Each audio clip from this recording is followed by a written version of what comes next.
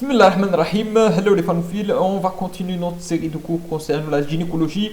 On va parler aujourd'hui des suites de couches, c'est-à-dire après l'accouchement, quels sont les phénomènes physiologiques en postpartum. Donc la postpartum, c'est pour une période aller de l'accouchement jusqu'à la retour des couches, c'est-à-dire retour des règles. Donc on a des risques de complications, c'est une période très sensible parce qu'on a le risque des hémorragies postpartum, on a le risque d'infection qui est très important avec un sepsis et le risque de thromboembolique et même un risque de dépression psychiatrique, on peut le dire. Donc, en grosso modo, il faut une surveillance très étroite et très rapprochée. Donc, physiologiquement, qu'est-ce qui se passe? Donc, on va aller sur l'appareil génital féminin, on va parler chaque organe ou bien chaque partie ce que va arriver. Donc on commence par le vagin ou bien la vulve. Elle reprise la domination normale parce que elle va retenir à la normale. Donc toutes les choses, elle va retenir à normale. Si on a une épisiotomie ou bien une déchirure, bien sûr, on va avoir une cicatrisation en postpartum. La périnée, elle récupère sa tonicité et si on a une cicatrice d'épisio, bien sûr, elle va cicatriser. Donc, périnée, vagin, vulve, col. Le col, il commence la fermeture externe de col vers 10 jours et l'orifice interne vers 15 à 20 jours après l'accouchement. Après, on a l'utérus. L'utérus, on a l'involution utérine. C'est très important ce terme de l'involution utérine. Parce que l'utérus qui pèse 1 kg, elle va revenir à sa taille. À sa taille, c'est à peu près dans 80 grammes. Donc, on appelle ce phénomène de l'involution utérine. Donc, immédiatement, en postpartum, immédiatement, on a l'utérus qui se situe au niveau de l'ombilic. Après 7 jours, c'est-à-dire un week, 7 jours, et il descend jusqu'à, on peut dire, médian, entre le symphyse pubien et l'ombilic. Donc, après, elle va aussi descendre jusqu'à avoir sa taille normale. Donc, c'est à titre d'info. Donc on a parlé de vagin et la vulve, on a parlé périnée, on a parlé de col, on a parlé de l'utérus et on va parler maintenant de l'ovaire. Donc l'ovaire, le premier cycle ovulatoire, donc 5, la reprise de cycle, des cycles menstruels, donc on peut dire l'ovaire, la reprise d'un cycle c'est à peu près dans 25 à 45. Et donc le retour de couche 15 jours après. Donc c'est à peu près de 6 semaines. 6 semaines, c'est pas une science exacte, mais à peu près 6 semaines. Surtout c'est pas à l'aide, etc. Donc en 6 semaines, 6 à 12 semaines, donc on va revoir le cycle menstruel. Qui, comme j'ai dit, retardé par l'allaitement, c'est la mère allaite. Donc généralement jusqu'à 6 mois, on peut dire jusqu'à 6 mois. Jusqu'à 6 mois. Et Loshi, ou bien Loshi, on parle Loshi, c'est aucunement glérosanglant d'origine utérine, persiste environ 3 semaines. Donc elle commence 10 jours rouge, après devient 5 jours séreux, après on peut dire liquide blanchâtre, je pense. Donc elle diffère après l'accouchement. Donc les 10 premiers jours, elle est donc rouge parce que contient beaucoup de sang. Donc et après, cette lochie devient séreux. La biologie normalise progressivement. On a une hypercoagulopathie persiste pendant presque un mois. Cette hypercoagulopathie qui peut causer pas mal de problèmes, tels que les risques donc, de thrombose veineuse, etc. Donc il faut lever précocement. Donc on va parler de ça. Donc la postpartum immédiate, c'est à peu près 2 heures. Les anglo-saxons, c'est la quatrième phase de l'accouchement.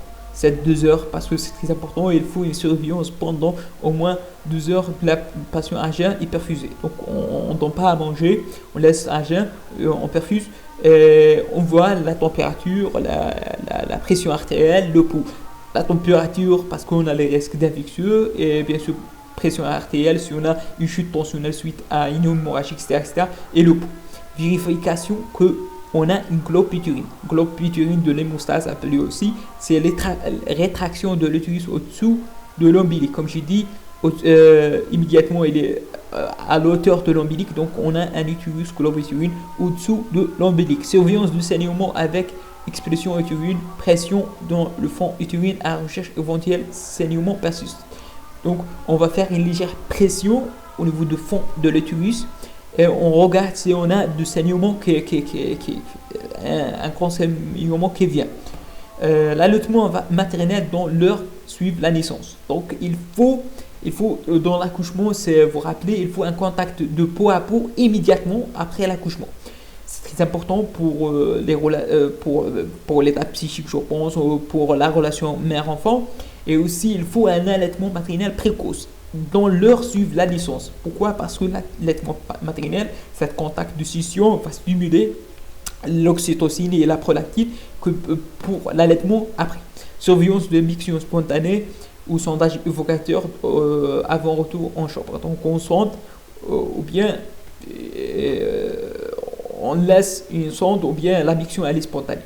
Donc après on hospitalise ensuite de couche de 3 à 5 jours parfois, donc on a besoin de cette hospitalisation. Donc au G1, on prévient l'accident thromboembolique. C'est très important, il faut le lever précocement. Malheureusement, nos femmes, lorsqu'elles accouchent, elles restent, on peut dire, allaitées pendant des semaines. Mais il faut la lever précoce parce que si elle reste couchée, si elle reste couchée, on a le risque de thromboembolique très important, un risque thromboembolique très important, l'embolie pulmonaire qui ne pardonne pas, le thrombocytose profond qui ne pardonne pas. Donc c'est très important de lever précocement, porte de condition et on peut ajouter un anticoagulant si elle allait, si elle ne veut pas marcher, donc on peut ajouter cet anticoagulant préventif. La surveillance de temps de pouls, température, l'opétine, Loki, les Loki, appelés Loki, je ne sais pas comment dire, Loki ou bien les Loki sont les liquides, comme j'ai dit, ils sont ils n'ont pas de grande abondance, sont des Loki, sont des sécrétions qui est normale. Qualité du mix. Et ces Loki, ils n'ont pas une odeur nauséabonde, parce que si on a une odeur nauséabonde, c'est parce qu'on a une infection, on est clair. Donc elles ont une odeur caractéristique, mais pas nauséabonde. C'est très important, c'est Loki. Qualité d'émission et de transit, palpation du mollet, examen des seins et mis en route d'allaitement. Donc c'est très important l'allaitement maternel en cette période. Comme je dis, il faut stimuler la prolactine et etc. L'FNS, on donne l'FNS, l'NFS et bilan de coagulation, on cherche une anémie ou bien un trouble d'hémostase. C'est la mère graisseuse négative, on donne l'anti-D. Donc gamma globuline anti-D dans les 62 heures suivant l'accouchement. C'est crucial, c'est acquis par cœur, registre négatif, enfant de nouveau-né de registre positif, on donne la gamma globuline anti-D. C'est acquis. Surveillance après donc de G2 à G5, quand on fait un FNS à G2, on évalue l'état psychique parce qu'on sait qu'on a parfois la dépression. On va parler donc dans les suites des couches pathologie de la dépression postpartum, donc de tout ça. La motilité vers le troisième jour, c'est le troisième jour qui est parfois accompagné des températures qui ne dépassent pas les 38.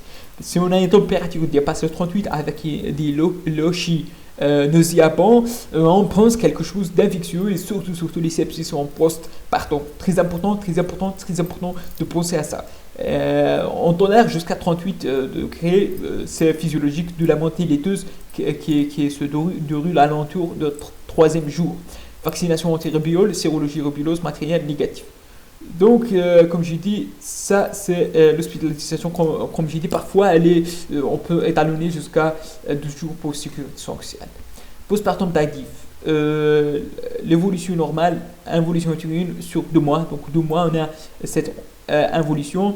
Les lochis pendant 2 à 3 semaines, reprise d'activité sexuelle. Donc tout ça, toutes les choses qui vont entrer dans l'ordre lorsqu'on a la disparition de l'utérus et l'involution utérine l'utérus qui vient normalement à sa taille normale.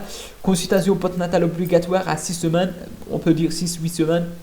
examen gynécologique clinique, on voit la cicatrisation vulvaire et périnéale. Si on a donc, surtout si on a fait une épisure, etc., etc. Évaluation psychique adaptée à la contraception. On va parler, si on n'a pas mentionné, on préfère c'est à l'aide, on préfère les progestatifs. En cas d'allaitement, on préfère les microprogestatifs. Ça, c'est crucial. Il faut garder sur votre tête. On a allaitement, on doit faire la contraception. La contraception est très importante parce que donc on risque de tomber enceinte encore. Donc même si on dit que l'allaitement elle protège jusqu'à 6 mois, mais c'est pas donc mathématique. Elle peut avoir un cycle et un tombe enceinte. Donc il faut faire une contraception efficace. Frottis cervico-utérine, c'est besoin donc de faire cette frottis. Si elle n'a pas fait, donc on doit faire cette frottis cervico-utérine. Proposer une rééducation abdominopérinéale du séance pour non systématique, mais uniquement en cas d'incontinence urinaire persistant à 3 mois ou incontinence anale. Donc si on a un problème périnéal, on demande des séances de rééducation, c'est bien. Aucune efficacité de la rééducation systématique en prévision de prolapsus et dysphanurie. Donc pas systématique, seulement si on a des cas d'incontinence urinaire rectale, on peut donner des séances. Vaccination antirébiolique si séronégatif et antivaricelle c'est au coin antécédent. Donc on va terminer par ça. La prévention thromboembolique, donc si on a un risque majeur, on donne les AVK pendant 3 mois, pas de conditions. Si le risque élevé, l'HPP1 prophylactique à fort. Si on a un risque modéré, l'HPP1 prophylactique à faible dose. Si on a un risque faible, pas de conditions, aucun anticoagulant. Donc ça, c'est chaque risque, on a les détails. Donc le risque majeur qu'on doit donner des AVK, c'est antécédent de maladie thromboembolique veineuse multiple ou bien thrombophilie tritie au long cours. Donc c'est un risque majeur, on donne l'AVK. Risque élevé si on a antécédent de maladie thromboembolique mais idiopathique. Donc antécédent de maladie thromboembolique au cours de grossesse ou sous ostéoprogestatif, parce que l'ostéoprogestatif favorise cette tableau. Donc on donne l'HPPM à forte dose. Le risque modéré, c'est antécédent de maladie thromboembolique veineuse avec facteur de risque temporaire, thrombophilie biologique, césarienne ou urgence avec chirurgie pelvienne majeure associée. Donc c'est un risque modéré. On donne prophylactique HPPM à faible dose. Le risque faible, c'est-à-dire un âge supérieur à 35 ans, inférieur à 3 facteurs de risque, âge supérieur à 35 ans, césarienne, obésité, varices, HTA, multiparité supérieure à 4, prééclampsie, allaitement strict prolongé, hémorragie. On donne des bas, seulement des bas, et on ne donne pas l'anticoagulant. Donc seulement la porte de bas de contention. Donc c'est inférieur à 3 facteurs de risque. Parmi donc l'âge, allaitement strict, prolongé, hémorragie, donc césarienne, multiparité, prééclampsie, obésité, varices, HTA. Donc on donne ces bas de contention. Donc ça, grosso modo, sur la prévention thromboembolique. Et ça, on a terminé par donc il faut le lever précoce, c'est prévenir mieux que guérir. Et donc ça, tous sur les suites de couches. Je vous remercie pour votre attention. N'hésitez pas à cliquer sur j'aime, abonner sur ma chaîne, aider, aimer, partager. À la prochaine, Inch'Allah, salam.